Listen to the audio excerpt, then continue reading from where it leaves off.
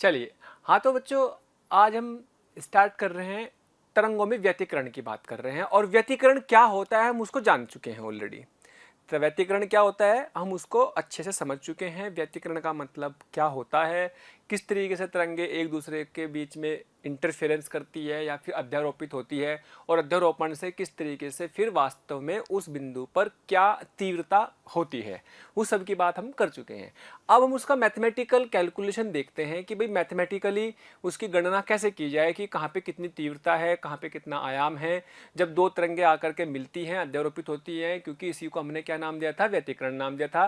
कि दो तरंगों का समान आवर्ती की दो तरंगे आकर के जब किसी बिंदु पर मिलती है तो वहां पर आवर्ती की जो तरंगे मिली तो वहां पर तीव्रता कभी कुछ में कम हो गई, कुछ पे ज्यादा हो गई, जिससे कि क्या होता था, ऊर्जा का या तीव्रता का एक तरह से वितरण हो जाता था, रीडिस्ट्रीब्यूशन या फिर पुनर्वितरण हो जाता था।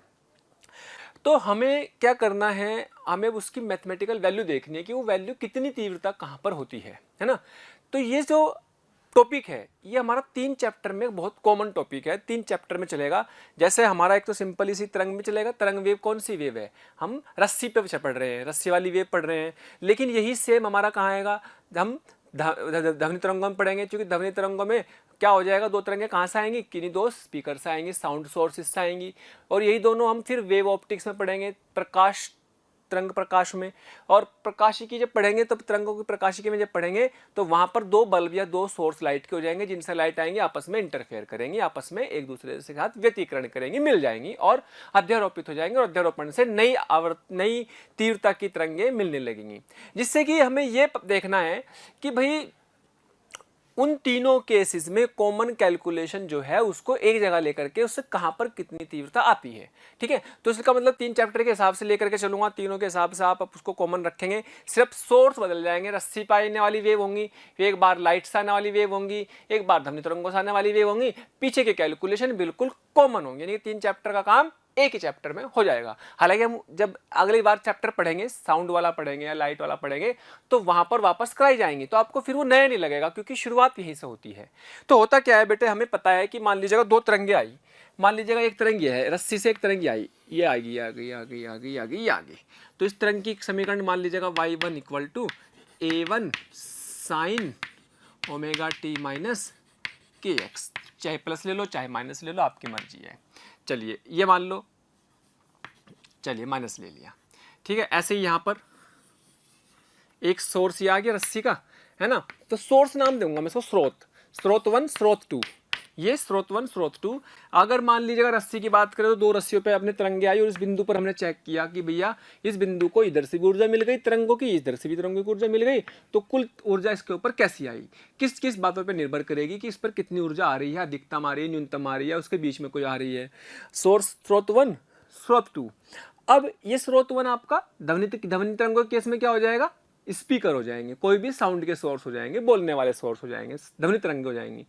और लाइट वाले चैप्टर में यानी कि प्रकाश में, प्रकाश तरंग प्रकाशिकी में आपको ये दोनों सोर्स क्या हो जाएंगे, लाइट के सोर्स हो जाएंगे, दो बल्ब हो जाएंगे। यानी कि इसका मतलब आगे की सारी कैलकुलेशन समान रहने वाली, तो उसको बहुत अच्छे से पढ़ लेना, समझदारी है। क्योंकि तरंगों की बहुत इंपॉर्टेंट टॉपिक है इंटरफेरेंस यानी कि व्यतिकरण।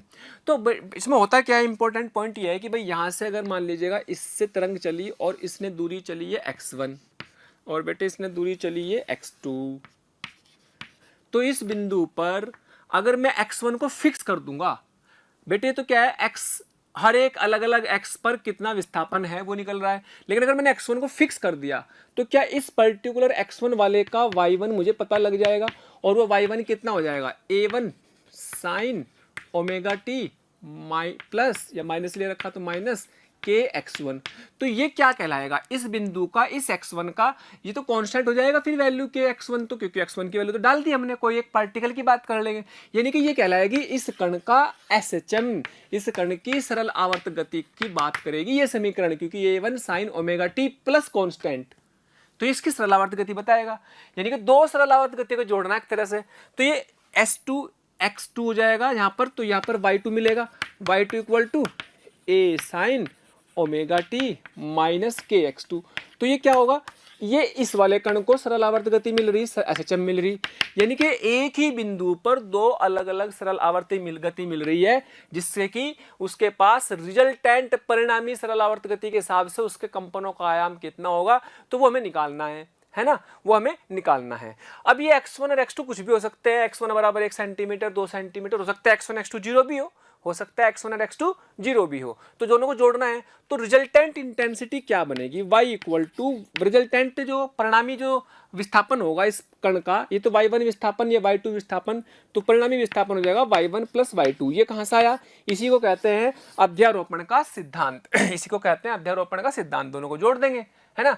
अब इन दोनों को जोड़ने के लिए हमने थोड़ी सी त्रिकोणमिति लगाएंगे, और त्रिकोणमिति लगाने पर आप देखोगे कि जो कैलकुलेशन आएगी वो वैसी आएगी जैसे कि हम वेक्टर के साथ डील करते हैं। पहले मैं पूरी कैलकुलेशन करता हूं ताकि आपको फील आएगा, अच्छा ये कैलकुलेशन है, इसके पीछे हम वेक्टर की तरह क्यों डील कर रहे हैं। लेकिन आसान करने के लिए भैया x1 और x2 की वैल्यू आपकी बराबर भी हो सकती है, हो सकता है बराबर हो, कुछ भी हो सकते हैं, दोनों लंबाइयां बराबर भी हो सकते हैं दोनों। और ये हो सकता है कि x1 और x2 की वैल्यू बिल्कुल मैंने यहीं पे स्टार्टिंग यहीं पे ले ली, मैंने x1 और x2 को जीरो ले ली वैल्यू, यहाँ से x1 और x2 की वैल्यू जीरो ले ली। मान लो ये ओरिजिन है, तो x1 x2 की डिस्टेंस मैंने यहाँ से स्टार्ट कर मान ली, तो जीरो है। तो अगर मैं कहूँ कि भाई दो एसएचएम को जोड़ना, दो सरल आवर्त गतियों को तो जोड़ना, तो उसके लिए आप एक तरह से समझ लो कि मान लो एक y1 बराबर है a1 साइन ओमेगा टी, एक सरल आवर्त गति ये है, दूसरी सरल आवर्त गति मान लीजिएगा a2 sine omega T plus, और मान लीजिएगा इसके और इसके बीच में एक फेज डिफरेंस है, उसको मैंने नाम दे दिया डेल्टा फाई। ये इन दोनों में फेज का अंतर होगा ही, बिल्कुल होगा, क्योंकि ओमेगा टी तो समान है, इनका तो अंतर आएगा कि नहीं आएगा, इनका तो अंतर आएगा, इनमें तो फेज का अंतर आएगा डेल्टा फाई, है ना। तो वो फेज डेल्टा फाई के फॉर्म में लिख लिया। मैं मान लो अगर मैं इनसे बोलूँ कि इस बिंदु पर डेल्टा फाई बताओ, तो डेल्टा फाई कैसे बताएंगे, क्या दिस माइनस दिस कर देंगे, कितना बैठेगा, ये बैठ जाएगा के omega T minus K x2 minus omega T, और यहाँ पर आ गया, चलो इसको ले लो, इसमें से माइनस कर दो, और भैया प्लस के x2, ये तो उड़ गया, तो क्या बन गया के x2 माइनस x1, तो डेल्टा फाई आ गया। तो डेल्टा फाई फेज डिफरेंस आप कुछ भी वहाँ पर हमने दो सरल आवर्त गति में ले लिया, के को आप लिख सकते थे 2 पाई अपॉन लैम्बडा, और x2 माइनस x1 का मतलब है डेल्टा एक्स। डेल्टा एक्स का मतलब उनके रास्तों का अंतर, डेल्टा एक्स का मतलब क्या है x2 माइनस x1, यानी कि पथांतर, पथ अंतर, उनके पथ द्वारा चली गई दूरी का अंतर, इसको बोलते हैं पथांतर या फिर पाथ डिफरेंस, पाथ डिफरेंस। और इसको क्या बोलते हैं, कलांतर, कलामंतर, यानी कि क्या बोलेंगे कलांतर का मतलब फेज डिफरेंस।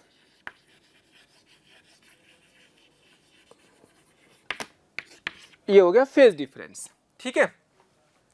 हमें तो ये देखना कि भाई इसको y1 से भी मिल रहा है विस्थापन, y2 से भी मिल रहा है, तो कुल कितना मिल रहा है, दोनों को जोड़ दो, दोनों को जोड़ करके जो मिलेगा वो नेट विस्थापन होगा। यही क्या है, प्रिंसिपल ऑफ सुपरपोजिशन, अध्यारोपण का सिद्धांत कहलाता है। अब इसको सोल्व कर लेते हैं।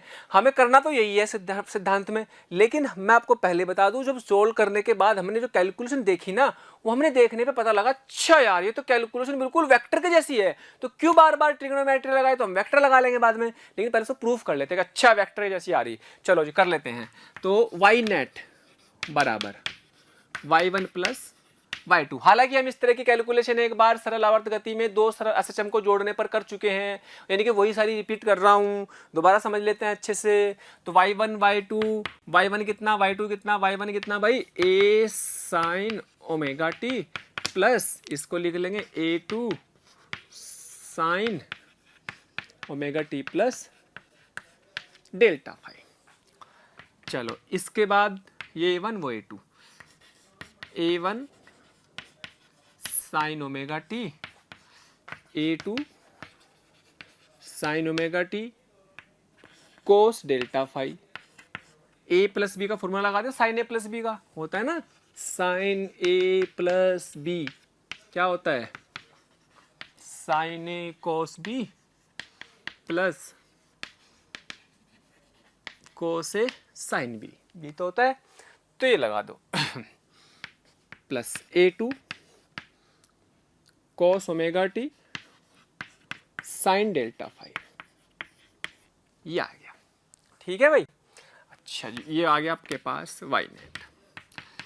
अब देखो ध्यान से, A1 sine omega T, A2 sine omega T, तो क्या साइन ओमेगा टी इसमें से कॉमन आ रहा है? यस, कॉमन ले लो, ये आपने कॉमन ले लिया, तो साइन, ये आपका कॉमन लेके बचा A1 plus A2 cos delta phi sine omega T plus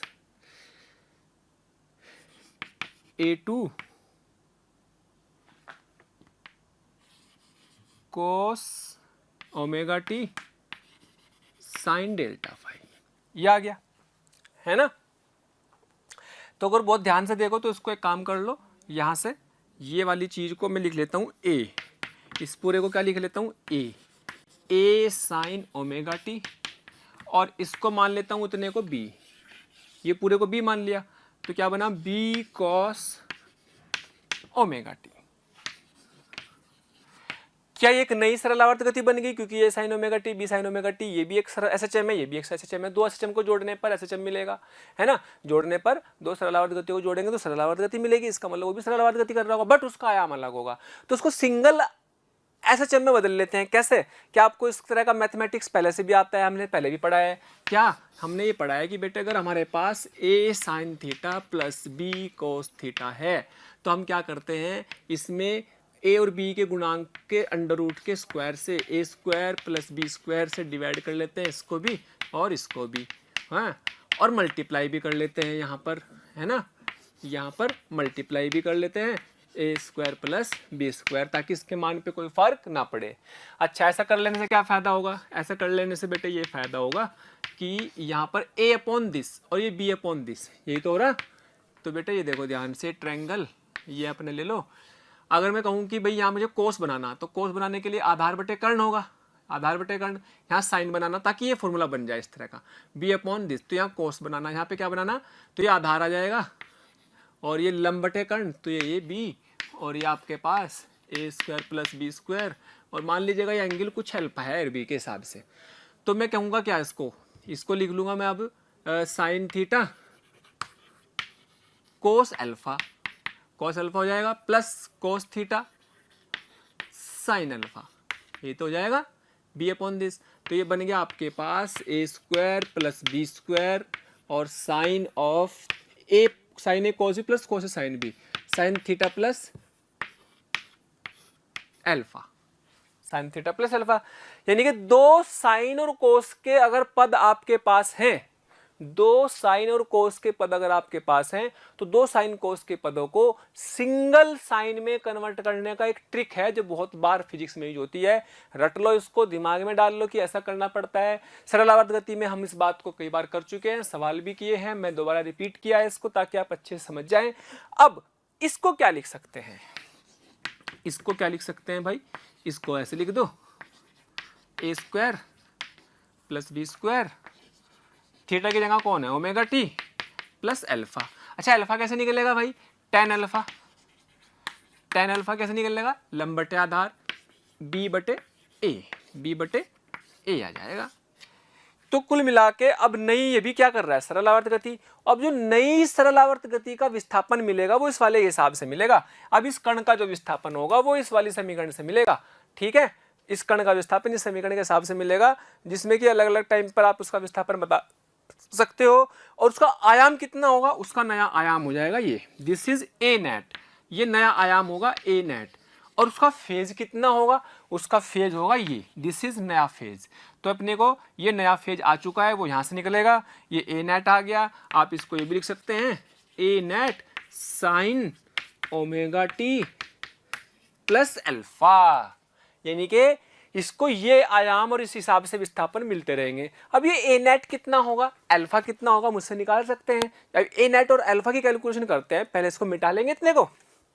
हाँ जी, तो हम ए नेट की बात करते हैं। सबसे पहले ए नेट क्या है,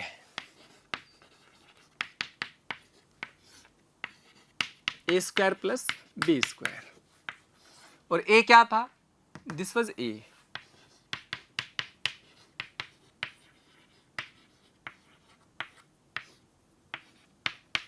और this was B, A two sine delta phi इसका स्क्वायर, ये ए और बी की वैल्यू रख दी मैंने, ठीक है।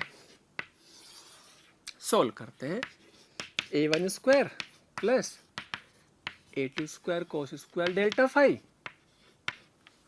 Plus 2a1 a2 cos delta phi plus a2 square sine square delta phi.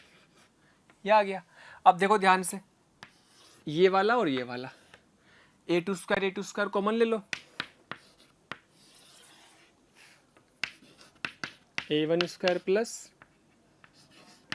a2 square common cos square delta phi plus sine square delta phi 2a1 a2 cos delta phi. ठीक, ये क्या हो जाएगा बेटे, दिस इज 1, ये 1 हो जाएगा, a1 square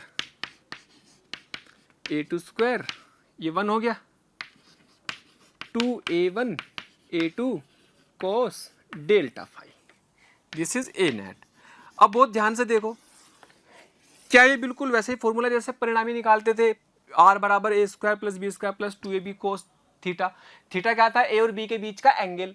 यहाँ पर ए और बी, a1 और a2 के बीच में क्या है, फेज डिफरेंस है। a1 और a2 के साथ फेज डिफरेंस कितना है ना। हालांकि उसको हम कुछ को एग्जाम्पल सिर्फ समझेंगे, लेकिन फिलहाल ये बिल्कुल वैसा ही आ गया जैसे वेक्टर में परिणामी निकालते हैं। इसका मतलब क्या, मैं इसको ऐसा समझ सकता हूँ कि अगर एक वेक्टर a1 है, अगर एक वेक्टर a2 है, उनके बीच का एंगल डेल्टा फाई है, तो इसका मतलब इसका समांतर चतुर्भुज के हिसाब से इसका आप समांतर चतुर्भुज पूरा कर लेंगे, और इसका जो विकर्ण होगा वो किसके बराबर होगा, ए नेट के बराबर होगा। यस, और इसकी दिशा किधर होगी, अल्फा। अल्फा कौन पर, वो वहां निकाला था हमने, तो tan अल्फा कैसे निकालेंगे भाई, tan अल्फा क्या वो b बटे a था, b बटे a, तो b कितना भाई, b है आपके पास a2 sine phi, a2 sine delta phi upon a1 plus a2। Thank you so much प्यारे स्टूडेंट्स, हमें इतना प्यार देने के लिए। डेली हजारों स्टूडेंट्स हमारे वीडियो लेक्चर देख करके लाभान्वित हो रहे हैं। हमारी आपसे रिक्वेस्ट है कि आप हमारे डिस्क्रिप्शन बॉक्स में जा करके हमारे लिंक को क्लिक करें, अपना एनरोलमेंट सुनिश्चित करें। जो स्टूडेंट्स डाउट सॉल्विंग और स्टडी मटेरियल के लिए भी इच्छुक हैं, वो हमारे प्रीमियम कोर्स के लिए अप्लाई करके ज्वाइन कर सकते हैं। कोस डेल्टा फाई, तो क्या ये वाला भी अपना वेक्टर वाला ही फॉर्मूला आ गया। इसका मतलब हम ये कह सकते हैं कि अध्यारोपण के सिद्धांत में परिणामी जो आयाम होता है वो वेक्टर के हिसाब से, सदिशों के हिसाब से जोड़ करके निकाल दिया जाए तो भी उसको अध्यारोपण का सिद्धांत बोल सकते हैं। लेकिन रियलिटी में उसको हमने त्रिकोणमिति से किया, बट वो वेक्टर जैसा आ रहा है, इसलिए हमने उसको वेक्टर के हिसाब से बोल सकते हैं कि अध्यारोपण के सिद्धांत को अब हम वेक्टर के हिसाब से डेफिनेशन दे सकते हैं कि अगर कोई दो तरंगे जिनके आयाम a1 और a2 हैं, तो आयामों का सदिश योग अध्यारोपण का सिद्धांत कह सकते हैं। उनका आयामों का सदिश योग नया आयाम देगा, है ना, और उनके बीच में एक नया फेज डिफरेंस भी देगा, नया फेज भी आ जाएगा। ठीक है, कि जो नई तरंग बनेगी किसी बिंदु पर अध्यारोपण के बाद, तो वो कह सकते हैं कि दो आयामों का सदिश योग भी अध्यारोपण का सिद्धांत बोल सकते हैं। ठीक है, वास्तव में तो हमने क्या करा, y1 y2 विस्थापनों का योग करा, विस्थापनों का साइमल्टेनियस एक साथ एक तरह से ताक्षणिक मान जोड़े, किसी इंस्टेंट पर, किसी क्षण पर हमने जोड़े। लेकिन अब हमने क्या कर सकते हैं कि भैया अब हमने को सिर्फ आयाम चाहिए और अल्फा चाहिए, बाकी सब चीजें तो सेम ही है, तो बस आयाम और अल्फा कैसे निकल रहे हैं, सदिश योग से। अब हम सदिश योग का यूज कर लेंगे, क्योंकि सदिश योग में आप एक्सपर्ट हो ऑलरेडी, आपको पता है कि सदिश में दो वेक्टरों का योग कैसे करते हैं। तो बार बार आप त्रिकोणमिति से बचने के लिए सीधे वेक्टर की हेल्प से जोड़ सकते हैं। दो तरंगे होंगे, उनका आयाम देखेंगे, उनके बीच में फेज डिफरेंस देखेंगे, और आप नया परिणामी आयाम निकाल लेंगे, उनका अल्फा निकाल लेंगे, और नई तरंग का विस्थापन के समीकरण लिख सकते हैं बिना किसी त्रिकोणमिति के। ठीक है, इसीलिए आपके लिए ये वेक्टर वाला फंडा आसान पड़ता है। ठीक है, तो हमें ये फॉर्मूला बड़ा ही इंपॉर्टेंट है, और ये अल्फा से भी निकल जाएगा। ठीक, चलिए, हाँ, तो हमने इसमें एक चीज देख ली है कि भाई ये क्या है, एक तरह से कॉम्बिनेशन ऑफ एसएचएम है, यानी कि सरल आवर्त गतियों का संयोजन, उनको जोड़ दिया है। अगर हम सरल आवर्त गति के संयोजन की बात कर रहे हैं तो हमने इस तरह के सवाल पहले भी किए, तो हमें इनको जोड़ते समय कुछ बातों का विशेष ध्यान रखना है। किन किन बातों का विशेष ध्यान रखना है उसको ध्यान से करते हुए कुछ सवालों पर हम आगे बढ़ते हैं, है ना। जैसे अगर हम कुछ सवालों की बात करें तो मैं कुछ क्वेश्चन यहाँ पर लिख रहा हूँ। चलिए, जैसे हमने सरल आवर्त गति में किए थे कॉम्बिनेशन SHM, उस तरह का सवाल हमने ले लिया एक। इसमें हमारे पास एक y1 दे दिया गया, एक y2 दे रखा, किसी भी कण की सरल आवर्त गति दे दी, उसी कण की दूसरा विस्थापन यह आया उसी कण पर, तो परिणामी विस्थापन उसका कितना होगा, है ना। परिणामी विस्थापन कितना होगा, उसका परिणामी आयाम कितना होगा, परिणामी फेज क्या होगा, वो सब निकालना है। उसके लिए हमें फंडा यही लगाना है, तो हमें जोड़ देना है। ट्रिग्नोमेट्री की हेल्प से सोल्व कर लेंगे, लेकिन ट्रिग्नोमेट्री में नहीं घुसना है क्योंकि हमें वेक्टर के तरीके से जोड़ना आ गया है। तो वेक्टर के तरीके से जोड़ लेते हैं एक बार। इसको किस तरीके से जोड़ना है, कुछ बातों का ध्यान रखना है। तो हमने तो सिंपली जोड़ना ही है, यानी कि हमें तो क्या करना, y1 प्लस y2 करना है y नेट को, है ना। जब y नेट को y1 प्लस y2 करना तो क्या लिखेंगे, क्या हमारे पास 4 sin ओमेगा टी प्लस 30 आ गया, plus 3 sin omega T plus 120 आ गया। ठीक, अब ये a1 और ये a2, लेकिन हो सकता है आप इसे a1 मान लो, इसे a2 मान लो, तो ये भी एक सोचने वाली बात है कि किसको a1 a2 माने। तो यहाँ पे पॉइंट इंपॉर्टेंट ये है कि बेटे a1 और a2 आपको वो मानना है, a1 जिसका फेज छोटा है, जिसका फेज छोटा है, जिसकी कला छोटी है, उसको a1 मान लेंगे, उसी से दूसरा a2 बनाया जाएगा। अब a1 a2 में डेल्टा फाई कितना है, डेल्टा फाई कितना है, 30 120, तो 120 माइनस 30 बराबर 90 डिग्री। इसका मतलब a1 किसको मान लेंगे, कम वाले को। ये a1 ले लिया बराबर 4, और बेटे ये a2 ले लिया बराबर 3, इसको अपने को जोड़ देना है। ये लो जी, ठीक, a1 ये a2 ये, और अब अपने इनके बीच का फेज कितना, 90 डिग्री, क्योंकि 90 आया। अब आप इसका समांतर चतुर्भुज पूरा कर लिया तो ये परिणामी a नेट होगा। आप इसको वैसे भी देख सकते हैं कि ये 3 ये 4 ये 3, तो ये कितना आ जाएगा, 5 आ जाएगा। और ये दिशा निकाल लेंगे अल्फा, अल्फा कैसे निकलेगी, 3/4, 3/4 tan अल्फा से, और tan अल्फा 3/4 क्या निकलेगा, 37 डिग्री, है ना, 37 डिग्री। तो आप सीधे सीधे लिख सकते हैं कि भाई ए नेट 5 आ गया, अल्फा बराबर 37 डिग्री। लेकिन फिर भी अगर कैलकुलेशन करना चाहते हैं, ए नेट की कैलकुलेशन अगर करना चाह रहे हैं तो क्या लिखेंगे, a1 square plus a2 square plus 2a1 a2 cos delta phi. लो जी, अब a1 को आप लिख सकते हैं क्या, a1 को लिख सकते हैं 4 का स्क्वायर, दिस इज 3 का स्क्वायर, तो ये 2 into 4 into 3 into cos delta phi कितना, 90। अरे कोस 90 तो 0 होता है, इसको 0 कर दो पूरे को, ये तो सब 0 हो गया। तो ये कितना आ गया, 16 और 9 25, 5, ये 5 आ गया बेटे, आ गया नेट। और tan अल्फा कैसे निकालते हैं, tan अल्फा बराबर a2 इतना आ जाएगा लंब बटे आधार, है ना, तो 3/4, लो डायरेक्ट ही आ जाएगा। तो ये कितना आ गया, tan 37 डिग्री, तो अल्फा 37 डिग्री आ चुका है। इस प्रकार आप कह सकते हैं कि जो आपके पास y नेट आएगा वो किसके बराबर आएगा, a net sine omega T plus alpha.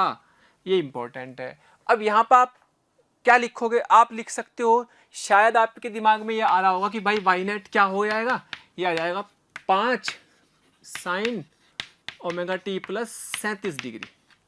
इसका आंसर आप लोगों ने ये सोच लिया होगा, ये निकाल दिया होगा, ये आपको देख भी रहा, देखने में लग रहा होगा कि बिल्कुल ओके है। लेकिन बेटा मैं बता दूं कि ये सवाल का जो आंसर है इसमें इसके कारण यहाँ पे कुछ गलती है। क्या गलती है वो सोचेंगे आप, है ना। ये गलती हम पहले भी डिस्कस कर चुके। हमारा जो फेज है वो एंगल अल्फा कहाँ से आ रहा, अल्फा कहाँ से बन रहा है, a1 के साथ। लेकिन a1 ऑलरेडी कहाँ पर था, 30 डिग्री पर था। a1 तो ऑलरेडी एक्सिस से 30 डिग्री पर, मान के चलो पहले 30 डिग्री पर है, तो इसका मतलब ओमेगा टी में खाली अल्फा नहीं जुड़ रहा, 30 भी जुड़ रहा है पहले से ही, तो a1 के साथ। तो रियलिटी में इसको हमें क्या लिखना चाहिए, ये लिखना चाहिए आपको omega T plus phase of a1, a1 की कला,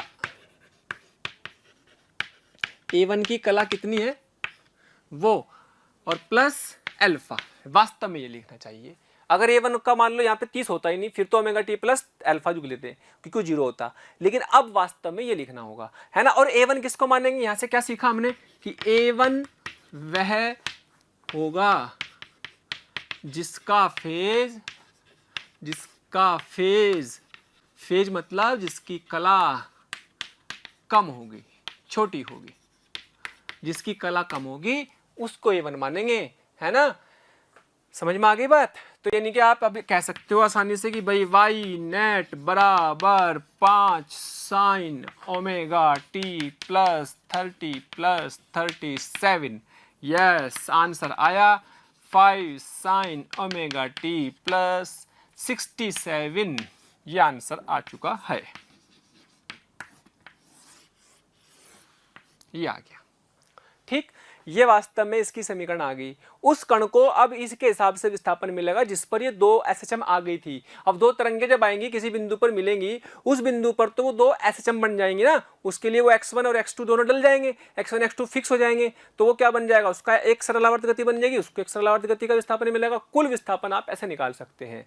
तो यहाँ से क्या सीखा, A1 किसको मानना है, कम फेज वाले को A1 मानना है। दूसरी बात ये सीखी कि भाई जब हम समीकरण लिख रहे हैं तो यहाँ A1 का फेज भी साथ में जुड़ा हुआ होगा, प्लस अल्फा लिखेंगे। ठीक है, ये एक इंपॉर्टेंट पॉइंट है। और वैरायटी देखते हैं इस तरीके के सवालों की, है ना। प्यारे बच्चों, अगला सवाल देखते हैं इसी पर बेस्ड कि किस तरीके से दो सरलावर्त गतियों को जोड़ते हैं या किस तरीके से दो तरंगें आकर के मिलती हैं तो उनकी परिणामी तरंग कैसे लिख सकते हैं, उसमें परिणामी तरंग में फेज क्या होगा या उसका आयाम क्या होगा, नियत। तो उसमें क्या करेंगे, y1 ये है और y2 ये है, तो y नेट निकालना, तो क्या दोनों को जोड़ देंगे। यस, यही तो क्या है, प्रिंसिपल ऑफ सुपरपोजिशन है। ये तो क्या अध्यारोपण का सिद्धांत है। 3 साइन ओमेगा टी और बेटा उसको जोड़ेंगे, ये आएगा -4 साइन ओमेगा टी प्लस 30। ये जोड़ दिया। अब देखो ध्यान से सुनने वाली बात यह है कि बेटा 3 साइन ओमेगा टी, इसका फेज क्या है, शुरू में 0, इसका फेज क्या है 30 के साथ जुड़ा हुआ है, तो फेज डिफरेंस कितना है, फेज डिफरेंस निकाल सकते हैं। लेकिन उससे पहले आपको ध्यान रखना चाहिए कि यहाँ पे प्लस होना चाहिए। तो पहले इसको प्लस बनाओ बेटे, इसको प्लस बनाते हैं भाई, बीच में प्लस होना चाहिए। यानी कि यहाँ पे हमने ये नई चीज़ सीखी कि यहाँ बीच में प्लस होना जरूरी है। इसको प्लस कैसे करेंगे, 4 साइन ओमेगा टी प्लस 30, क्या प्लस 180 या -180 कर दें, अगर साइन 180 प्लस थीटा है ना, साइन 180 प्लस थीटा होता है। ये साइन 180 प्लस थीटा क्या बनता है, माइनस साइन थीटा। यस, यानी कि इसका मतलब ये हुआ कि sign omega T plus 4 sign omega T plus 210। तो यहाँ पर जो फेज डिफरेंस आएगा, तो A1 तो किसे मानेंगे, कम फेज वाले को, इसका फेज तो 0 ही है तो इसको तो मानेंगे A1, इसको मान लेंगे A2। लेकिन डेल्टा फाई 210 माइनस 0, इसका तो 0 है, तो 210 फेज डिफरेंस आ गया A1 और A2 में। तो 210 कैसे बनेगा भाई, 210 बनेगा ऐसे, ये A1 इसकी वैल्यू कितनी है 3, A2 कितना है भाई 210, तो इधर बैठेगा ना, ये 210 हो गया, तो ये कितना आया A2, है ना। ये कितना है बेटे 4। अब सोचने वाली बात क्या है कि हमने जब वेक्टर के तरीके से डील कर रहे हैं, जब हम वेक्टर के हिसाब से सोच रहे हैं, तो वेक्टर में तो हमने जो पढ़ा था, दो वेक्टरों के बीच का कोण उनकी पूंछ से पूंछ मिलाने पर मिलता था। यस, पूंछ से पूंछ मिलाने पर मिल रहा, लेकिन वो उनके बीच में वो कोण लेते थे जो न्यूनतम कोण होता था। दो वेक्टरों के बीच में पूंछ से पूंछ मिलाने पर कितने कोण बनते हैं, दो। एक तो ये बनता है, एक ये, तो कौन सा लेंगे, ये वाला। जो ज्यादा वाला होगा उसको नहीं लेते, कम वाले को लेते हैं, क्योंकि हमेशा दो वेक्टरों के बीच का कोण 0 से 180 के बीच में ले लेते हैं, 0 या 180 के बीच में ही हम उसके बीच के कोण को लेते हैं। लेकिन यहाँ तो 210 आ रहा, ये तो 180 ज्यादा है, लेकिन हमें इतना पता है कि ये अधिक कोण है, एक ये न्यूनतम कोण है, तो न्यूनतम कोण वाले को लेना होता है। यस, ये वाला कितना हो जाएगा भाई, इसको 360 में से माइनस कर लो, 360 में से 210 को माइनस करके कितना बच गया, ये बच गया बेटे 150, है ना। ये कितना बच गया, 150 बच गया। यानी कि आपको इस बात का भी ध्यान रखना है कि भाई उनका फेज डिफरेंस अगर 180 से ज्यादा जा रहा है तो जो कम बैठेगा वो लेना है, ठीक है। तो अपने को फिर से क्या कर लेना, इनका समांतर चतुर्भुज पूरा कर लेना, और ये इनका ए नेट हो जाएगा। तो ए नेट क्या बनेगा भाई, under root of A1 square plus A2 square 2 into A1 A2 cos, phase difference कौन सा लेंगे, अब फेज डिफरेंस कौन सा लेंगे, क्या 210 या 150।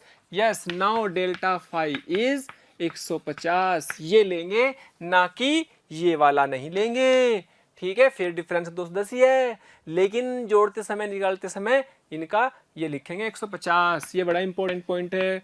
अच्छा, इसको सोल्व कर लेंगे, लो जी लो, 9 9 16 2 तिया 6 चौक 24, 24 cos 150 मतलब हो गया cos 90 प्लस 60। cos 90 प्लस 60 का मतलब हो गया माइनस साइन 60। माइनस साइन 60 का मतलब हो गया माइनस के √3/2। √3/2 ये कितना आ गया 12 आ गया। ये लो, यानी कि ए नेट आ गया 16 9 25 minus this is A net. अब टेन अल्फा, टेन अल्फा कैसे निकालेंगे भाई? टेन अल्फा भी निकाल लो भाई। लो भाई टेन अल्फा क्या formula, A2 sine delta phi. A2 क्या है 4 साइन 150 3 प्लस 4 cos 150।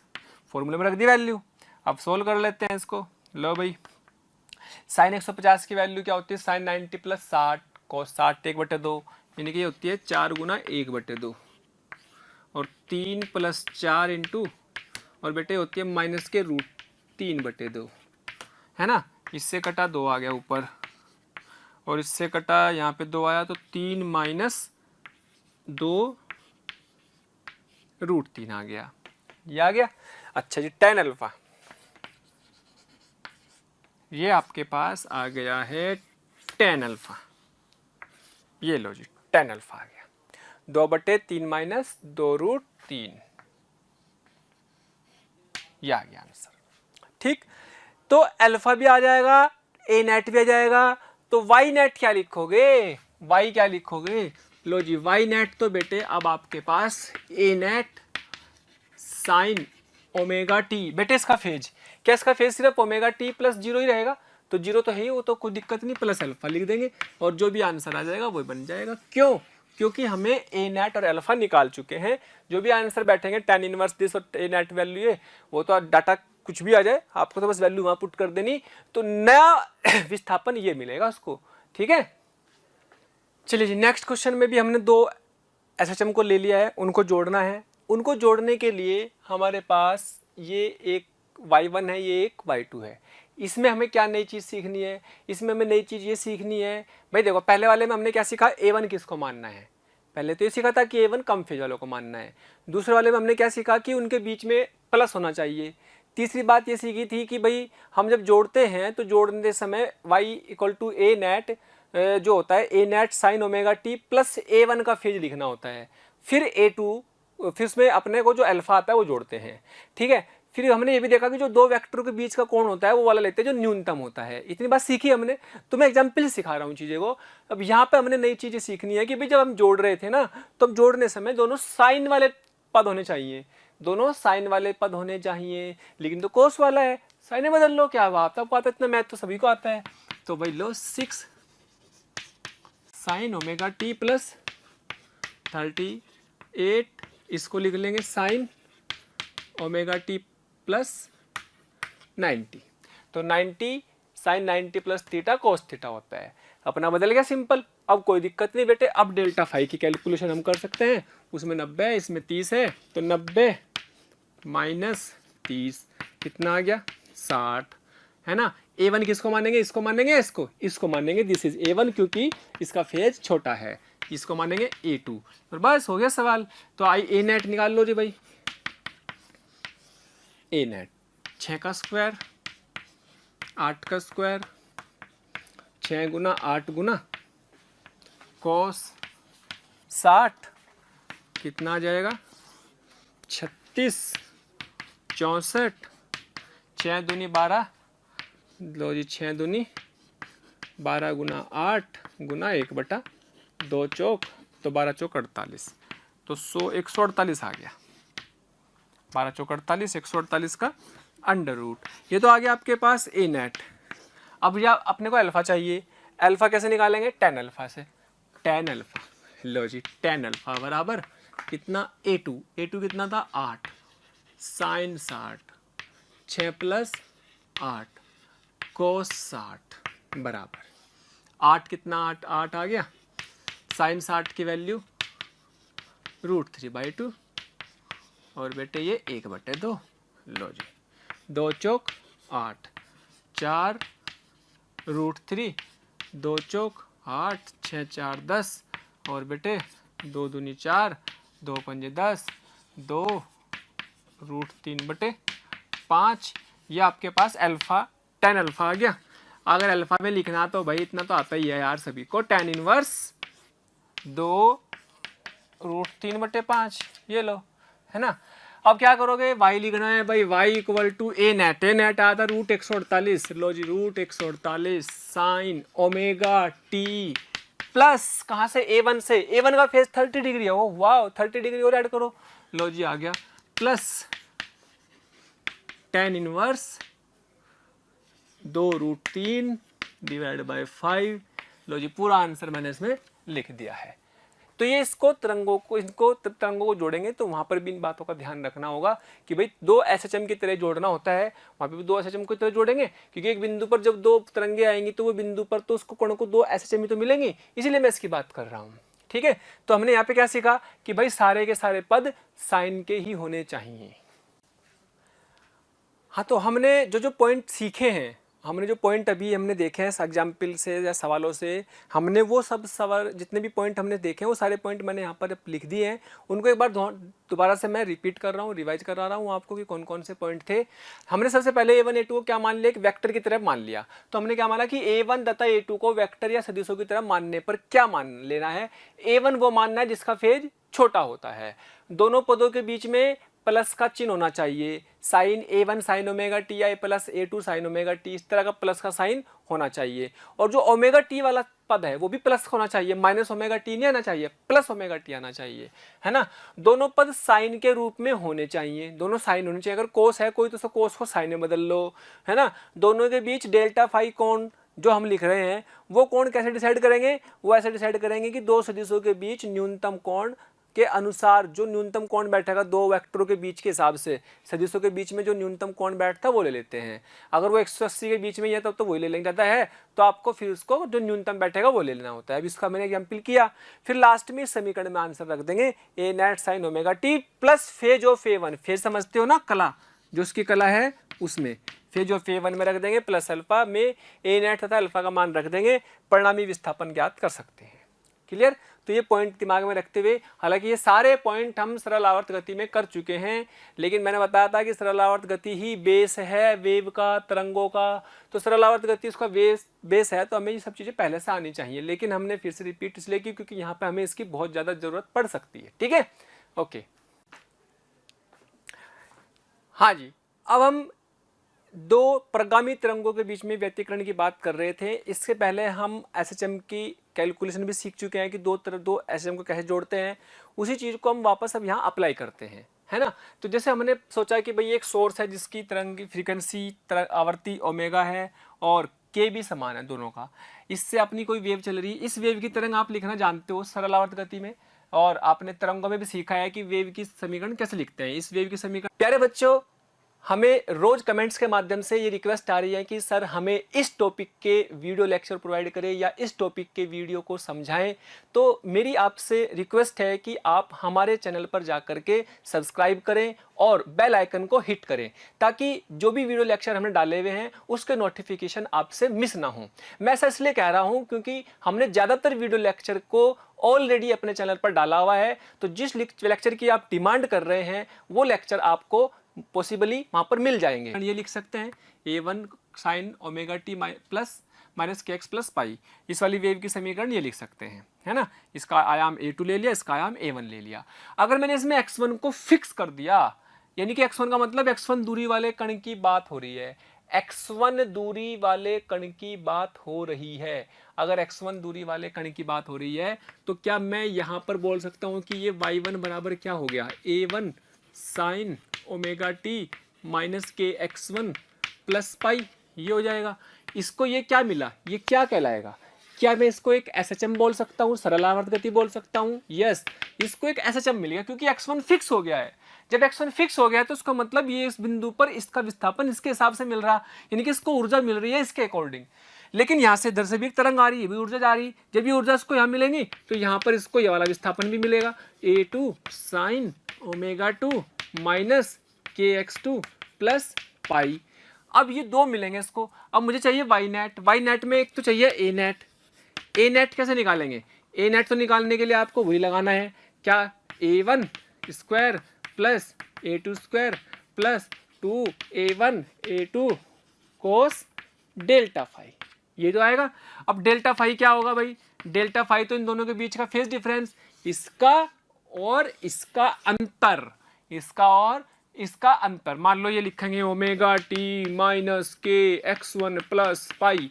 भाई पाई तो समझ में आ रहा है ना ऐसे, ये जब तरंगों की समीकरण लिखते हैं, ये वाली तरंग की समीकरण जो इधर जा रही है ये इधर जा रही है, जब इनको लिखेंगे तरंग की समीकरण में तो आता है ना, ये हम पहले लिखना सीख चुके हैं कि कैसे तरंग की समीकरण लिखी जाती है।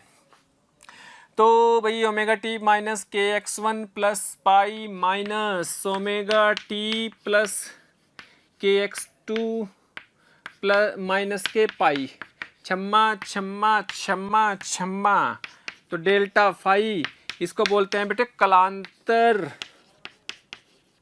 कलांतर या फिर phase difference, that is what k into x2 minus x1 2 pi upon lambda, that is into delta x। ये डेल्टा फाई क्या, डेल्टा x क्या है, दैट इज पाथ डिफरेंस, जिसे हम क्या बोलते हैं, पथांतर। पथांतर ये बड़ा इंपॉर्टेंट है क्योंकि हमें एम्पलीट्यूड निकालने हैं, एम्पलीट्यूड निकालने हैं तो डेल्टा फाई पता होना चाहिए, इसका मतलब फेज डिफरेंस बड़ा इंपॉर्टेंट है। और दो तरंगों के बीच में फेज डिफरेंस तभी निकल पाएगा जब उनकी तरंगे के समीकरण पता हो। लेकिन प्रैक्टिकली हम अगर देखें तो प्रैक्टिकल तो हम ये डिस्टेंस माप सकते हैं x1 और x2, तो क्या x1 और x2 को माप करके x2 माइनस x1 निकाल सकते हैं? यस, डेल्टा x2 को हम माप के निकाल सकते हैं। अगर ये माप के निकाल सकते हैं, बस उसमें 2 पाई अपॉन लैम्बडा से मल्टीप्लाई कर दो तो आपको डेल्टा फाई मिल जाएगा। यानी कि अगर डेल्टा फाई एम्पलीट्यूड तक पहुंचना है तो डेल्टा फाई चाहिए, डेल्टा फाई तक पहुंचना है तो डेल्टा एक्स चाहिए। यानी कि सबसे ज्यादा इंपॉर्टेंट चीज क्या हो गई, delta x. Delta x important है, अगर डेल्टा एक्स आता होगा तो बहुत कुछ निकल जाएगा इसमें।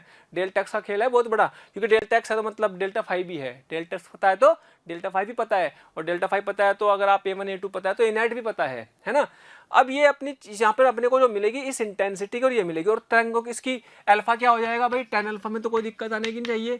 ये क्या लिखेंगे, tan A2 sine alpha, A2 sine delta phi upon A1 plus A2 cos delta phi. फिर हम नई तरंग की समीकरण को लिख सकते हैं कि उस पर क्या तरंग मिल रही होगी। ठीक है। अच्छा, अब बड़ी इंपॉर्टेंट बात यह है कि भाई जो ये अपने पास ए नेट है, अगर मैं इसकी बात करूं कि ये अधिकतम ए मैक्सिमम कब मिलेगा, जब कोस डेल्टा फाई क्या होगा 1, यानी कि डेल्टा फाई क्या होगा 0। जब फेज डिफरेंस शून्य होता है तो अधिकतम आयाम मिलता है, तो उस समय क्या बनेगा, ये A1 प्लस A2। ठीक वैसे ही जब दो वेक्टरों के बीच का एंगल शून्य होता है तो उनका रिजल्टेंट अधिकतम होता है A प्लस B, तो वैसे बैठ जाएगा कोस डेल्टा फाई क्या हो जाएगा 1, तो A1 square plus A2 square plus 2A1 A2, तो 2A1 A2 से क्या बन जाएगा, A1 प्लस A2 का होल स्क्वायर, यानी कि क्या बन जाएगा A1 plus A2 under root में से निकलने के बाद, है ना। ठीक वैसे ही जब आपके पास मिनिमम ए की बात करें तो मिनिमम ए के लिए cos डेल्टा फाई की मिनिमम वैल्यू वो क्या होती है -1। -1 का मतलब डेल्टा फाई कितना आ जाएगा, पाई। डेल्टा फाई पाई रख देंगे, पाई रखो भाई, जब यहाँ पाई रखेंगे तो cos डेल्टा फाई की वैल्यू -1, यहाँ माइनस आ जाएगा, तो ये क्या बन जाएगा A1 माइनस A2 का होल स्क्वायर बन जाएगा। जब A1 माइनस A2 का होल स्क्वायर बन जाएगा तो अंडर रूट में से बाहर आने के बाद A1 माइनस की जगह डिफरेंस का साइन लगा रहा हूँ, अंतर का चिन्ह, A1 माइनस A2। क्यों, क्योंकि अंतर का मतलब इसलिए कि हो सकता है A1 बड़ा हो सकता है A2 बड़ा हो, जो भी ज़्यादा होगा, है ना, उसी को हम लेके चल लेंगे माइनस के हिसाब से, है ना। तो ये आ गया। अच्छा, अगर इनके बीच में 90 डिग्री हो, अगर डेल्टा फाई क्या हो 90 डिग्री, तो कोस डेल्टा फाई क्या बन जाएगा 0, तो उस केस में ए नेट क्या बन जाएगा, दोनों का अंडर रूट का स्क्वायर करके जोड़ दो। ये तो हम पढ़ चुके हैं सारी चीज़ें वेक्टर में, A2 स्क्वायर, है ना। तो व्यतिकरण से जब दो तरंगें मिलती है तो कहीं पर आयाम ज़्यादा, कहीं पर आयाम कम, और कहीं पर आयाम शून्य भी हो सकता है। अगर बराबर हो, सोचो अगर दोनों का आयाम बराबर हो तो शून्य भी आ जाएगा और दोनों जुड़ करके अधिकतम भी बैठेगा। तो बात आयाम की क्यों कर रहे हैं हम, क्यों जोड़ने पर बात कर रहे हैं, आयाम का सीधा सीधा रिलेशन किससे होता है, ऊर्जा से, और ऊर्जा या पावर से या फिर तीव्रता से, और तीव्रता आयाम के स्क्वायर के समानुपाती होती थी। यानी कि याद करो मैंने तीव्रता पे बहुत सारी बात बोली थी कि तीव्रता ही है जो हमारी आंखों को सेंस करती है। भाई किसी भी सोर्स से जो लाइट फैलती है या जो ध्वनि तरंगें फैलती है चारों तरफ फैल रही, सुनती तो केवल इतने से हिस्से में है, दिखाई तो केवल इतने से हिस्से में देती है। तो इकाई क्षेत्रफल में इकाई समय में जितनी ऊर्जा जा रही है उसको तीव्रता बोलते थे।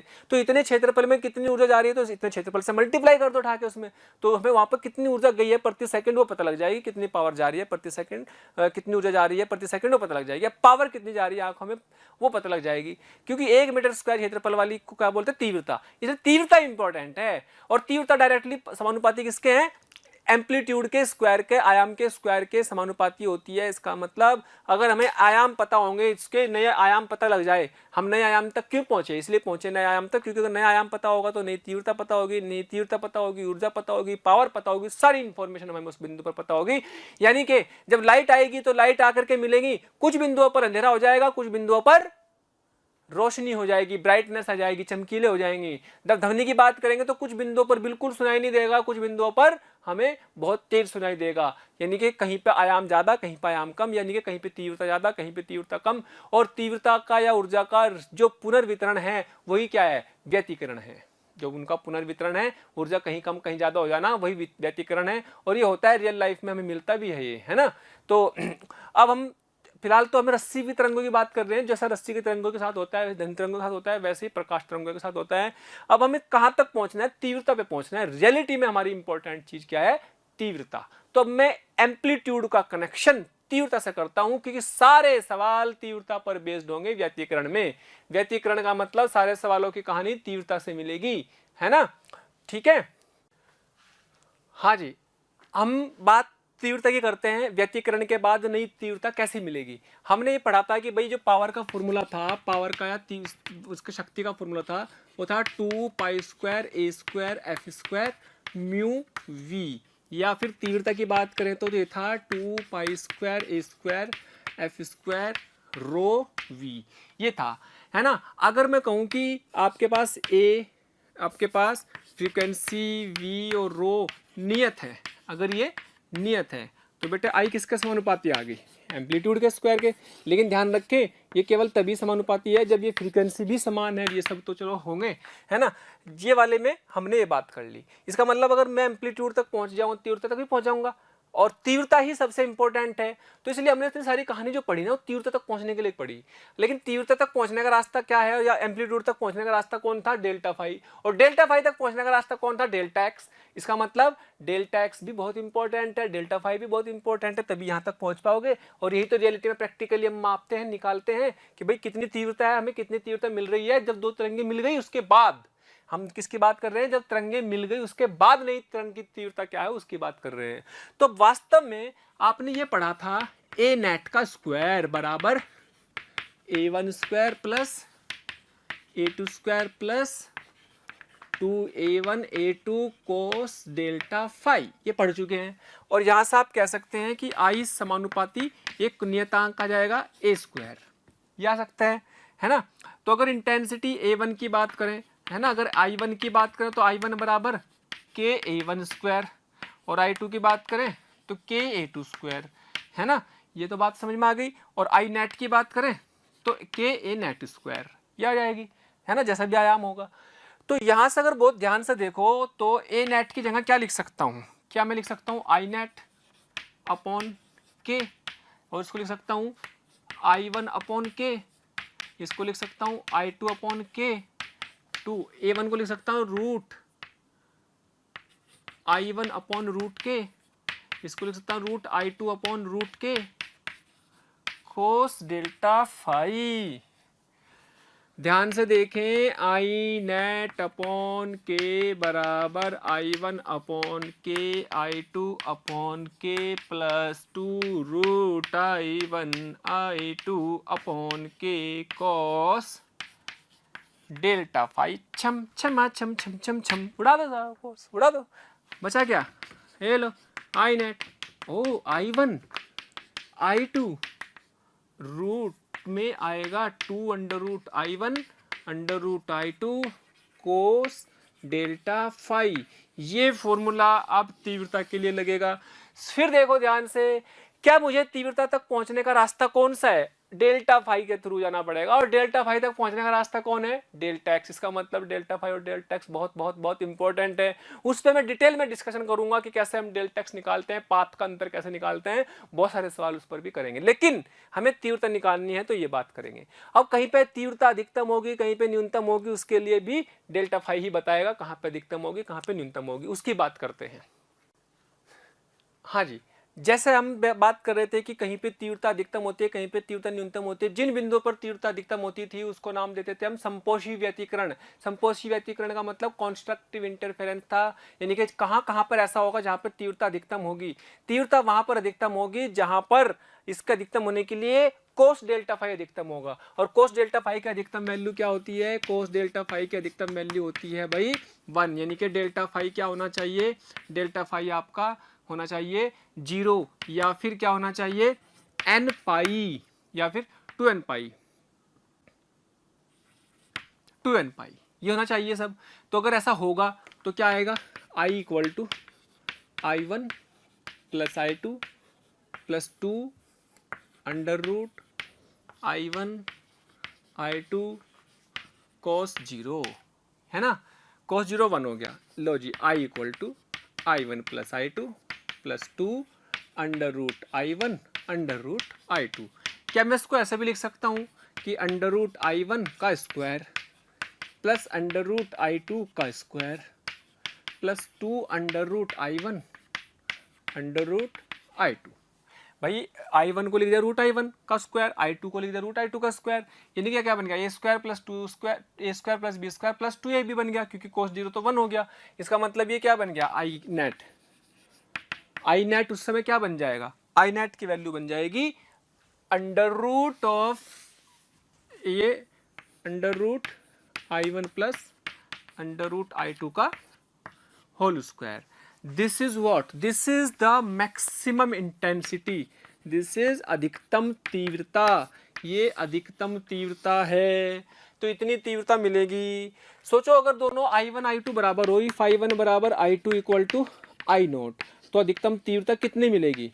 तो अधिकतम तीव्रता मिलेगी I naught plus I naught का square, that will be 4I naught. अगर दोनों सोर्स ऐसे हों, दोनों स्रोत ऐसे हों जिनकी तीव्रता समान हो, तो 4I नोट से अधिक तीव्रता का बिंदु नहीं मिलेगा, किसी बिंदु पर भी इतनी ऊर्जा नहीं मिलेगी।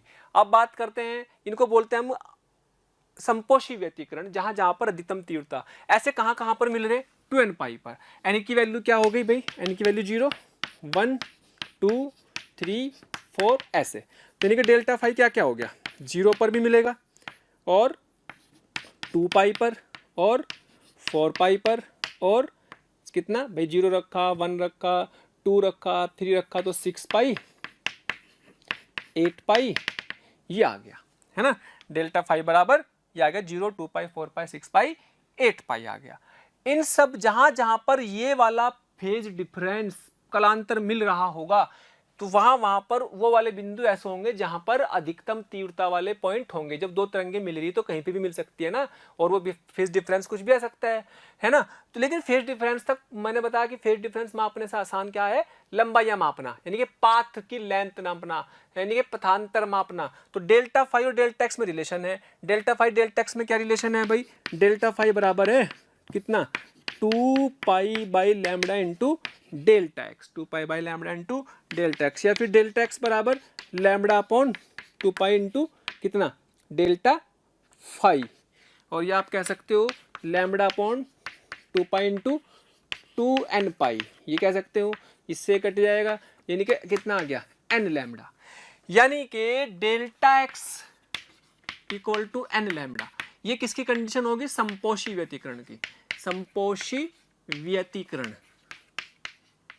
व्यतिकरण, संपोषी व्यतिकरण वहां होगा जहां जहां पर डेल्टा एक्स का मतलब x2 माइनस x1 था, यानी कि पाथ डिफरेंस या फिर पथांतर, जहां जहां पर पथांतर ये था। और ये n की वैल्यू 0 भी ले लेंगे तो ज़्यादा आएगा, लैम्बडा आएगा, 2 लैम्बडा आएगा, क्योंकि n की वैल्यू क्या क्या थी? 0 थी, 1 थी, 2 थी, 3 थी, 4 थी, and so on. 0 lambda, 2 lambda, 3 lambda, 4 lambda, 5 lambda. हाँ जी, लो जी, यानी कि जहां जहां पर जिन बिंदुओं पर मान लो ये सोर्स है, ये सोर्स है, इसकी लंबाई का अंतर लैम्बडा आ गया, यानी कि यहाँ पे मैक्सिमम मिलेगा। मान लो यहाँ देखा तो यहाँ पे इसकी लंबाई का अंतर 3 लैम्बडा आ गया, यानी कि यहाँ भी मैक्सिमम मिलेगा। यहाँ से वेव चली चली चली चली और यहाँ मिल गई और इसकी लंबाई नाप ली, इसकी लंबाई नाप ली, इन दोनों तरंगों की लंबाई नाप ली, जितनी भी यहाँ तक आने की रस्सी की लंबाई है ना, उनकी लंबाइयों को नाप लिया, उनका पाथ डिफरेंस अगर मान लीजिएगा 6 लैम्बडा आ रहा है तो 6 लैम्बडा का मतलब भी क्या होगा, आपके पास वहां पर पाथ डिफरेंस मैक्सिमा का वाला होगा, अधिकतम वाला होगा, समपोषी व्यतिकरण वाला होगा। तो ये कंडीशन याद रखनी। कई बार पूछ लेता है कि बताओ अगर पाथ डिफरेंस 3 लैम्बडा है तो इसका मतलब समपोषी व्यतिकरण होगा। 3 लैम्बडा के हिसाब से फेज डिफरेंस क्या होगा, 3 लैम्बडा के हिसाब से 1 2 3 4 6 पाई हो जाएगा 3 लैम्बडा के हिसाब से। और उसी के हिसाब से इंटेंसिटी तो हमेशा यही रहेगी, क्योंकि सारे की सारी कंडीशन किसकी है, मैक्सिमा की। कोई भी पाथ डिफरेंस, कोई भी फेज डिफरेंस आ जाए, कोई भी पथांतर या कोई भी कलांतर आ जाए, इंटेंसिटी के अधिकतम मान यही रहेगा। अगर दोनों बराबर हो तो 4I0 होगा, अदरवाइज 4I0 नहीं होगा। ठीक है, इतनी बात समझ में आ गई होगी, है ना। ये सारी कंडीशन किस समय थी, जब हमारे पास डेल्टा फाई की वैल्यू अधिकतम के लिए, यानी कि कोस डेल्टा फाई की वैल्यू 0 या फिर इसके फॉर्मेट में होगी 2n पाई की फॉर्मेट में, है ना भैया। कोस डेल्टा फाई आ गया ना, 0 बोल दिया या फिर कितना 2n पाई बोल दिया, सीधे सीधे n की वैल्यू अपनी वैल्यू रखते चले जाओ। ये थी हमारी कॉन्स्ट्रक्टिव या फिर संपोषी व्यतिकरण, जहां जहां पर तरंगे मिलकर के अधिकतम तीव्रता या अधिकतम ऊर्जा दिखा रही होंगी, अधिकतम आयाम दिखा रही होंगी। ठीक है, लेकिन ऐसा भी तो होगा जहां जहां पर विनाशी व्यतिकरण होगा, जहां जहां पर एक दूसरे को कम कर रही होंगी ऊर्जा को। लेकिन विनाशी का मतलब ये नहीं था कि वहां पे ऊर्जा खत्म हो गई, वो ऊर्जा कम हो गई, बढ़ गई कहां पर, संपोषी की जगह बढ़ गई। तो ऊर्जा का डिस्ट्रीब्यूशन, ऊर्जा का पुनर्वितरण ही क्या था, इंटरफेरेंस या व्यतिकरण था। इसीलिए इसमें ऊर्जा आपकी कई जगह कम कई जगह ज्यादा होती है। कभी तेज, कहीं पे तेज सुनाई देगी ध्वनि, कहीं पे कम सुनाई देगी ध्वनि, कहीं पे ज्यादा प्रकाश दिखेगा, कहीं पे कम दिखेगा जब दो तरंगे मिलती है ना। और कहीं पे हमें रस्सी पर दो तरंगे आएंगी, मिलेंगी, तो इसी बिंदु किसी बिंदु पर बहुत तेजी से भी जा सकता है और बहुत कम भी हो सकती है, क्योंकि वो ऊर्जा कहीं और बढ़ गई होगी, कहीं और कम हो गई होगी। ठीक है, अब हम बात करते हैं कि जब विनाशी व्यतिकरण होगा। हाँ जी, विनाशी व्यतिकरण यानी कि जहां पे तीव्रता की वैल्यू न्यूनतम होगी, तो यानी कि न्यूनतम तीव्रता की बात हो रही है। न्यूनतम तीव्रता यहां पर क्या आ जाएगा, मिनिमम इंटेंसिटी, है ना। इसको बोलते थे डेस्ट्रक्टिव, जहां पर कुछ विनाश हो रहा हो, है ना। विनाशी व्यतिकरण, इसकी बात हो रही होगी, यानी कि जहां पर ऊर्जा कम हो रही होगी। तो I इक्वल टू दिस क्या होगा, जहां पर कोस डेल्टा फाई क्या होगा, मिनिमम कितना, -1, यानी कि डेल्टा फाई की -1 वैल्यू किस पर आती है, पाई पर, 3 पाई पर, 5 पाई पर, यानी कि 2n+1 into pi, 2n+1 into pi पर। n की वैल्यू क्या क्या लिखेंगे, 0 1 2 3 ऐसे, तो डेल्टा फाई आ जाएगा, है ना। तो यहाँ पर हम क्या लिख लेंगे, कोस डेल्टा फाई की वैल्यू कितनी, मान लो कोस डेल्टा फाई की वैल्यू आपने रख दी कितनी, -1 रख दो। अगर यहाँ -1 रख देंगे तो यहाँ पर आ जाएगा माइनस, यहाँ माइनस आ जाएगा तो यहाँ आ जाएगा माइनस, तो ये बन जाएगी मिनिमम या न्यूनतम तीव्रता, that will B I1 under. अगर आपको हमारे वीडियो लेक्चर्स पसंद आ रहे हैं तो प्लीज़ लाइक और शेयर करना ना भूलें। इससे आपके साथी, आपके जो ज़रूरतमंद दोस्त और विद्यार्थी हैं, उन तक भी ये वीडियो लेक्चर पहुंच जाएंगे, ताकि वो भी इससे लाभान्वित हो सकें। और अभी मैं यही कहना चाहूँगा कि आपका इतना प्यार और इतना स्नेह देखकर हमारी मोशन की पूरी टीम बहुत मोटिवेटेड है, और आपके इस प्यार के कारण, इस मोटिवेशन से ही हम और अच्छे से अच्छे कंटेंट आपको प्रोवाइड करते रहेंगे। √-I2 अंडर रूट, और इसका स्क्वायर भी कर देना है, इसका स्क्वायर कर दिया हमने। ठीक है, तो ये न्यूनतम तीव्रता मिल गई। और सोचो अगर I1 बराबर I2 बराबर I0 हो, अगर दोनों की तीव्रता समान हो, तो मिनिमम तीव्रता कितने मिलेगी, मिनिमम तीव्रता कितने मिलेगी, √I0 माइनस √I0 का स्क्वायर बराबर 0। यानी कि जब ध्वनि तरंगों की बात होगी तो दोनों की तीव्रता एक दूसरे को कैंसिल कर देंगी, यानी कि 0 मिलेगी उस बिंदु पर जहां पर ये वाला फेज डिफरेंस या ये वाला कलांतर होगा। और लाइट के केस में वहां बिल्कुल तीव्रता क्या हो जाएगी, 0, यानी कि वहां पर अंधेरा हो जाएगा, है ना। ये रियलिटी में होगा, है ना। हालांकि प्रैक्टिकली हमें उसको कैसे करते हैं उसको आप सीखेंगे वेव ऑप्टिक्स में। प्रैक्टिकली लाइट के केस में कहां पर अंधेरा और कहां पर लाइट ब्राइटनेस दिखेगी, उसका एक प्रैक्टिकल है, जिसे यंग्स डबल स्लिट एक्सपेरिमेंट में आप आगे 12th में पढ़ेंगे, है ना। हालांकि मैं यहाँ पे साउंड में भी थोड़ा सा उसका आइडिया दूंगा, हिंट दूंगा कि किस तरीके से तीव्रता ज़्यादा और कम होती है, लेकिन यहाँ पर अपने को फिलहाल इतना ध्यान रखना कि उसका कारण क्या है, ये फेज डिफरेंस या फिर पाथ डिफरेंस। अब पाथ डिफरेंस क्या होगा भाई, ये आपका फेज डिफरेंस है, तो डेल्टा फाई बराबर 2 pi by lambda into delta x बराबर delta x lambda upon 2 pi into delta phi. Delta phi की वैल्यू ऊपर उठा करके रख दो और हमारे पास डेल्टा एक्स आ जाएगा लैम्बडा अपॉन 2 पाई इंटू कितना कितना कितना कितना 2n+1 इंटू पाई, पाई से पाई घट गया कितना 2n+1 इंटू लैम्बडा बाई 2।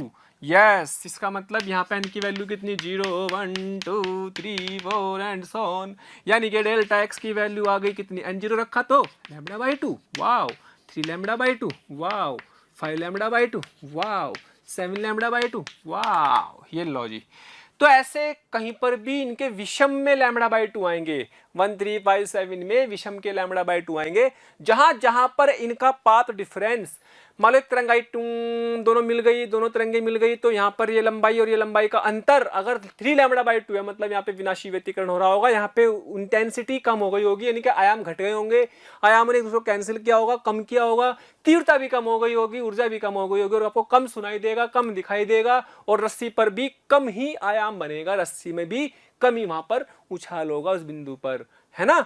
तो ये इस तरीके से हमारे पाथ डिफरेंस है, जो किसके लिए है, विनाशी व्यतिकरण के लिए है, जो विनाशी व्यतिकरण के लिए है।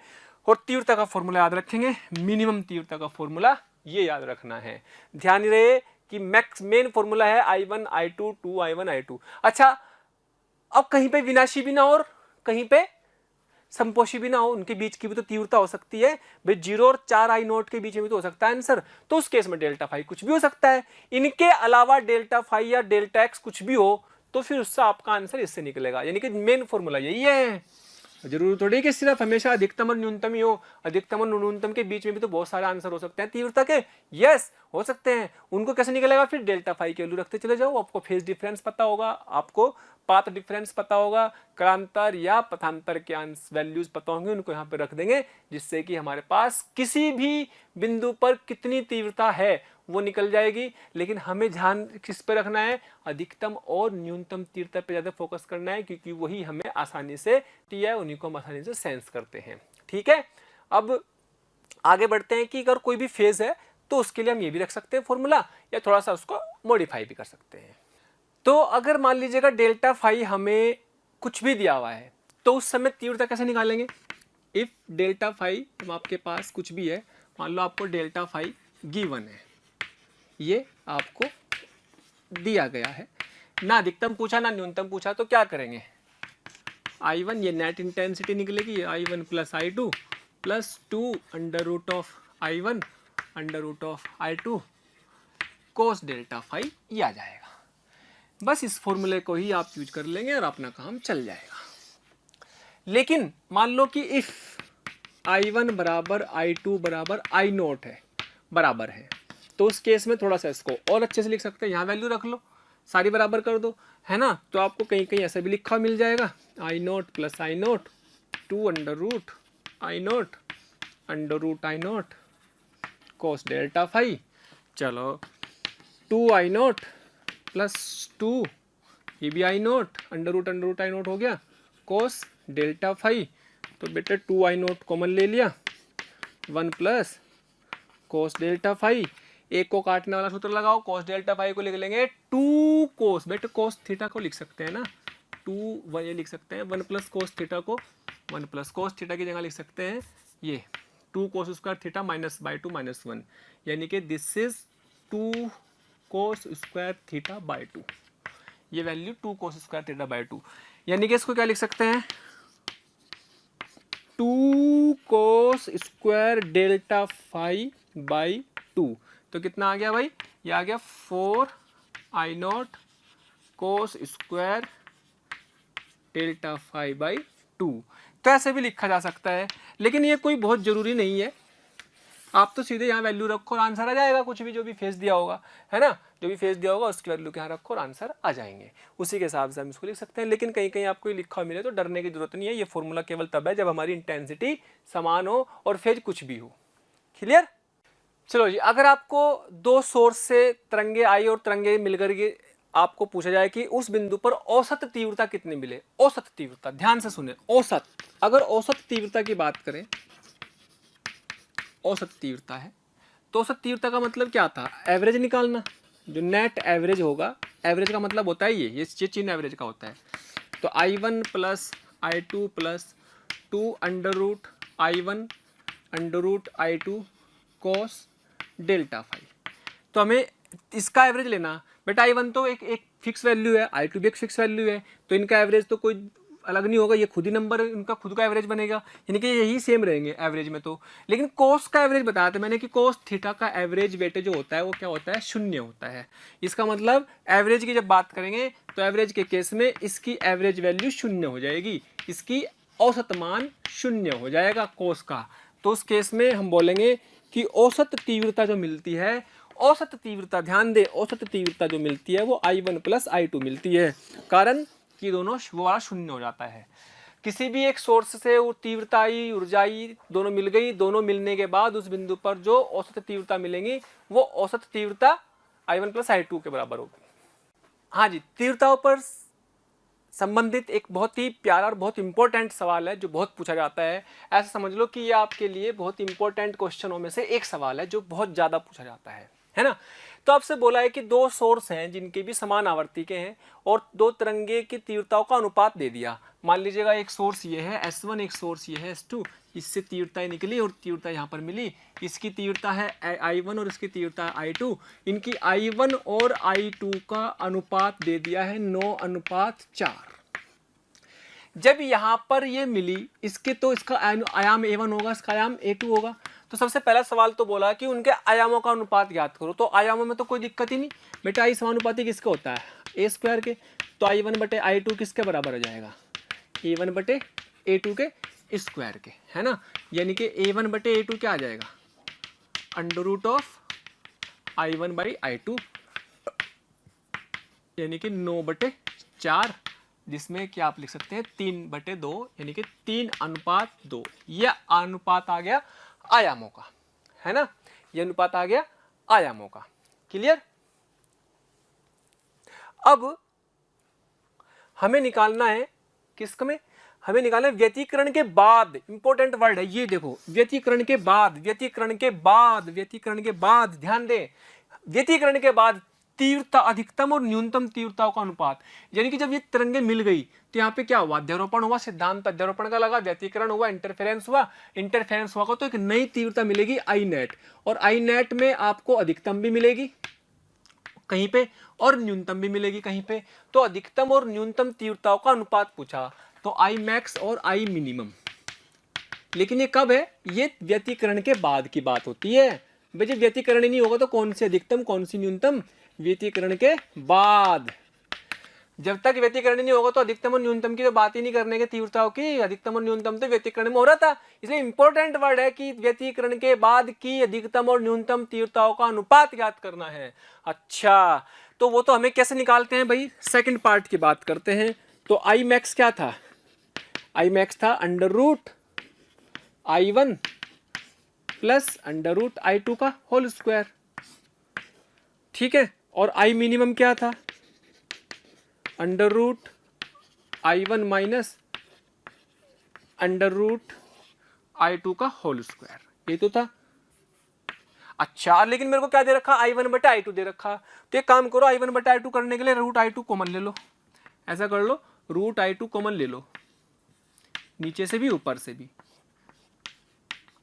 रूट I2 कॉमन ले लिया, अंदर क्या बचेगा, अंदर बचेगा I1 बटे I2 प्लस 1, और यहाँ पे भी क्या बचेगा, I1 बटे I2 माइनस 1, ठीक।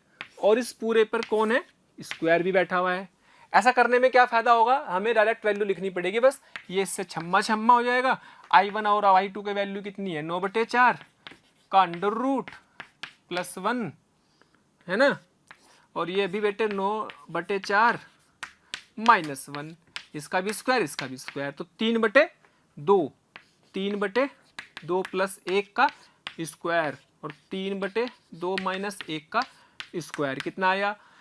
2 और 1 3, 2 1 3 और 3 6, 2 3 5, 5/2 यानी कि 25/4, और यहाँ पर आएगा 3 - 2 1/4, इससे उड़ जाएगा ये, तो कितना बच गया? ये बचेगा 25/1, यानी कि 25:1 आंसर आया। 25:1 व्यतिकरण के बाद अधिकतम और न्यूनतम तीव्रताओं का अनुपात आया। अब बोला कि व्यतिकरण के बाद अधिकतम और न्यूनतम आयामों का अनुपात बताओ। बेटे आयामों का अनुपात कैसे निकालना? तो बेटे आयामों का अनुपात कैसे निकालना? आयामों का अनुपात क्या होगा? अधिकतम। बेटा आई मैक्स किसके समानुपाती होगी? आई मैक्स समानुपाती किसके होगी? ए मैक्स के स्क्वायर के, है ना। तो इसका मतलब I max upon I minimum बराबर ए मैक्स अपॉन ए मिनिमम, इनके स्क्वायर के बराबर होगी, है ना। तो इसका मतलब इसका अंडर रूट ले लेंगे इधर आकर के। ये कितना आया? I max upon I minimum, ये आया बेटे 25/1।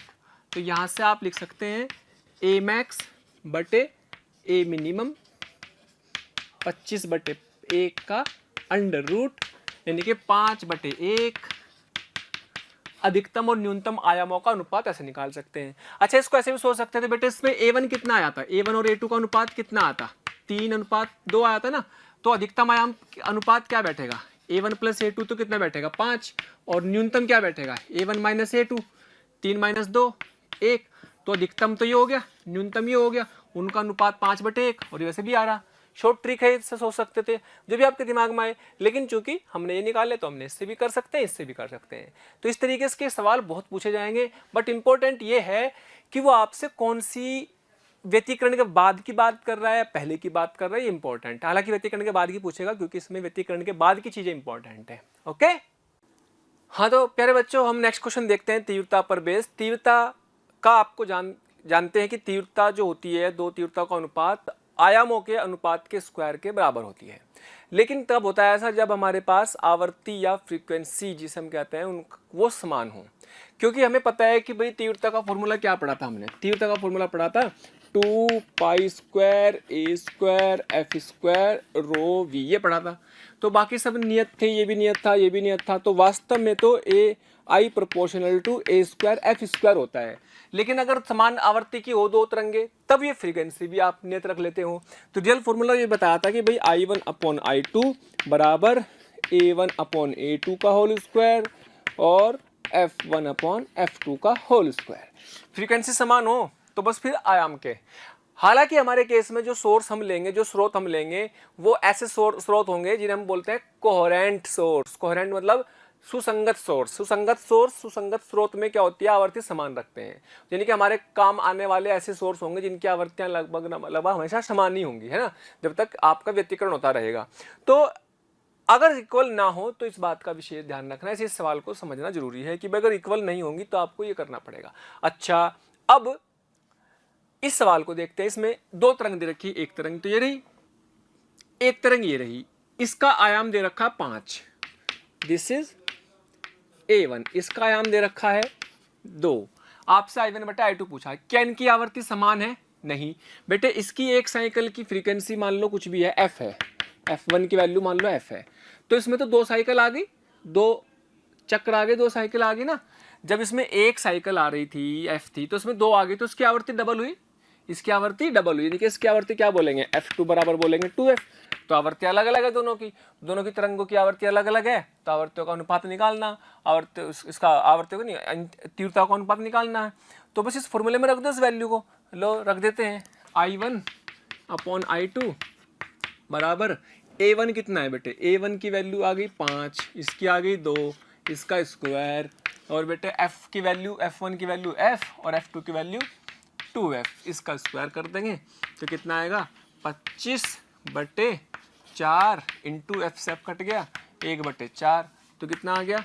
25/16, यानी कि I1/I2 में I1/I2 का अनुपात आ गया कितना? 25:16 आ गया। ठीक है, तो ये आंसर आ जाएगा इसका। तो तो मैं इस सवाल को करने का मेन पर्पज क्या था कि भाई आवर्ती अगर ना हो, अलग समान ना हो, तो इस बात का विशेष ध्यान रखना है कि आवर्ती का रेशियो भी आता है। हालांकि आपके कोर्स में बहुत सारे ऐसे होंगे जिनमें आवर्ती समान होंगी, ठीक है। तो आवर्ती जो आयाम होंगे उन्हीं के अनुपात के स्क्वायर के अनुपात में ये आ जाएगा। ओके, चलिए बेटे, इस सवाल में आपको क्या दिया हुआ है कि आपको दो स्रोत दे रखे हैं जो कि कला संबंध स्रोत है, यानी कि कोहेरेंट सोर्स है, यानी कि सुसंगत स्रोत है, जिनकी एक तरह से आवर्ती समान होती है। ऐसे सोर्स अगर बोल दिए कोहेरेंट या सुसंगत, मतलब उनकी आवर्ती समान है। अगर उनकी आवर्ती समान है तो मतलब तीव्रता का अनुपात उनके आयामों के स्क्वायर के अनुपात के बराबर होता है। तो यहाँ पे क्या दिया हुआ है, यहाँ पे ये दिया हुआ है कि भाई हमारे पास दो तरंगों के आयामों का अनुपात 2/3 है। तो व्यतिकरण के बाद अगर वो व्यतिकरण कर दें तो व्यतिकरण के बाद आई मैक्स और आई मिनिमम के अनुपातों का रेशियो बताना है, इनका अनुपात बताना है, मतलब आई मैक्स और आई मिनिमम का। अच्छा, अब हमें पता है, कई तरीके से सोच सकते हैं इसको बेटा। अब इसको करने का मान लो एक तरीका तो ये है कि भाई आप क्या करो, मैक्सिमम और मिनिमम का अनुपात निकाल लो। ए मैक्स और मिनिमम का अनुपात कितना आएगा? ए मैक्स होता है बेटे A1 प्लस A2, और ए मिनिमम मतलब न्यूनतम क्या होता है? ए मिनिमम माइनस ए, ये इनका अनुपात होता है। अनुपात की बात करें ना तो सिर्फ ज़्यादा में से कम। तो ये A1 प्लस A2 कितना? 2 + 3 5, और ये 2 - 3 या 3 - 2 का कितना आएगा? 1। तो ये आ गया 5:1। और बेटे अधिकतम तीव्रता होगी तो क्या किसके बराबर होती है? अधिकतम तीव्रता समानुपाती होती है अधिकतम अनुपात आयाम के स्क्वायर के, और मिनिमम जो होती है ए मिनिमम के स्क्वायर के। इसका मतलब आप ये कह सकते हैं कि भाई यहाँ पर 5/1 का स्क्वायर कर दो तो आंसर क्या आ जाएगा? 25/1, यानी कि 25:1 आंसर आ जाएगा। ठीक है। अच्छा, इसको ऐसे भी सोच सकते हैं कि भाई हमने तो ये पढ़ा था आई मैक्स और आई मिनिमम, है ना। मान लो मैं इसका दूसरा मेथड बताऊं, आप ऐसे भी देख सकते हो, I max upon I minimum. क्या पढ़ा आपने? क्या आपने ये पढ़ा था अधिकतम का I1 प्लस I2 का whole square divide by I1 minus √I2 का होल स्क्वायर, ये आएगा। तो आप सोचोगे भाई फिर हमें I1 I2 तो पता ही नहीं, तो I1 I2 तो बड़ा आसान है। I1 I2 कौन सी है? I1 I2 वो वाली तीव्रताएं हैं जो व्यतिकरण से पहले थी और व्यतिकरण के बाद अधिकतम और न्यूनतम की बात कर रहे हैं। तो एक काम कर सकते हैं भाई, एक काम हम ये कर सकते हैं इसमें कि I1 अपॉन I2 कह सकते हैं किसके बराबर? A1 अपॉन A2 के स्क्वायर के बराबर। तो A1 कितना? 2, 3 का स्क्वायर यानी कि 9/4। तो मेरे को I1/I2 पता लग गया। अब मुझे वहां पे I1/I2 बनाना, तो उसके क्या करो, I2 कॉमन ले लो, ये लो √I2 कॉमन ले लिया। अंदर क्या बचा? √I1/I2 + 1 का स्क्वायर डिवाइड बाय, नीचे से भी I2 कॉमन ले लेंगे, √I1/I2 + 1 का स्क्वायर। इससे ये उड़ गया, ये उड़ गया, है ना। तो ये कितना आ गया भाई? 9/4 + 1 डिवाइड बाय 9/4 + 1। ठीक, तो 3/2 + 1, 3/2 + 1 इसका स्क्वायर। ठीक, तो 2 और 1, 2 और 3 5, 5/2, और ये कितना आएगा? इसे माइनस था ना, ये माइनस था, ये भी माइनस था, ये भी माइनस था, ये भी माइनस था। इसको ध्यान दें बेटे, माइनस माइनस माइनस माइनस, निचली चीज़ तो माइनस थी ना। हाँ, तो 2 आ जाएगा 1/2। तो ये इससे उड़ गया, इससे उड़ गया, और उसका क्या ऊपर स्क्वायर है। तो यानी कि क्या आ गया? I max divide by I minimum बराबर आ गया 25/1, दैट इज 25:1। ठीक है। तो प्यारे बच्चों, अगर आप चाहते हैं कि आपको किसी भी टॉपिक के लाइव डिस्कशन, वीडियो लेक्चर या स्टडी मटेरियल की ज़रूरत है तो कृपया आप हमें इस नंबर पर कॉल कर सकते हैं 18002121 799 18002121 799।